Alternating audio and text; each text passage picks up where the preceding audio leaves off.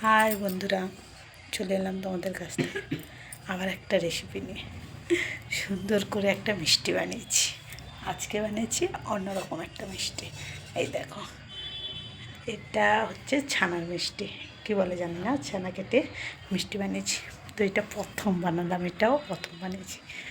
তো আমাদের এখানে তো বৃষ্টি হচ্ছিল, এখন একটু কমে গেছে। তার জন্য ভাবলাম আর একটা মিষ্টি বানিয়ে ফেলি, দিয়ে সবার জন্য বানিয়েছি। চলে আসো কার কার খাবে। এবার দেখুন মিষ্টিটা আমি তুলে দেখাচ্ছি হাতে। ওহো, হাতে খুব লেগে যাচ্ছে মিষ্টিটা, কারণ খুবই নরম হয়েছে। ছানার মিষ্টি তো খুবই নরম হয়েছে। জানি না কেমন হয়েছে, না খেলে বলতে পারবো না। আর ছেলেকে দিই, ছেলে খেয়ে বলবে কেমন হয়েছে। নে মিষ্টিটা নে,